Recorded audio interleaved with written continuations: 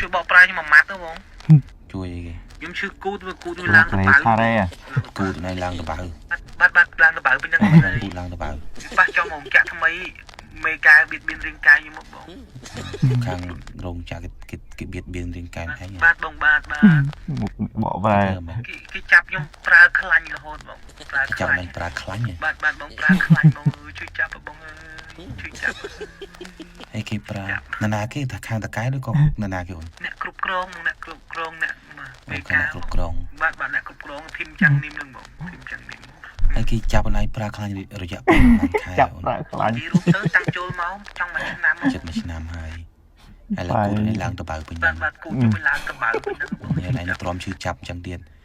ឈឺចាប់ខ្លាំងហើយទៅបើប៉ុណ្ណឹងហើយគេនៅទៅធ្វើបាបអត់ឯងទៀតណាបាទគេធ្វើបាបខ្ញុំខ្លាំងគេលើកលែងទៅបងគេអត់លើកលែងទេ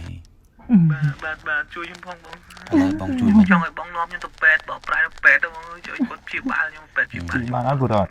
ឥឡូវអូនឯងទៅដល់ពេទ្យណាអូនឯងទៅដល់ពេទ្យអូនឯងប្រាប់ខាងធីមជាងនេះធីមចាំងនីមពេទ្យឲ្យមកជួបបងឥឡូវធីមចាំងនីមពេទ្យបងបកប្រែគាត់ព្យាបាលគូទៅឯងចេញអូនបាទបងបាទអូនឯងរៀបចំឯកសារចំបងរៀបចំឯកសារដាក់ពាក្យបណ្ដឹងទៅខាងព្លីនតបវិញឲ្យអូនបាទបងអរគុណច្រើនបងណាបាទបកប្រែបងយកម៉ានបងបកប្រាក់យកលុយទៅណាហ្នឹងហើយប៉ុន្តែឯងពេលឯងជាក្តិតអាចពេលណាបងចូលក្លឹបនិយាយខ្មែរថ្ងៃហ្វ្រីបងចូលក្លឹបចឹងបង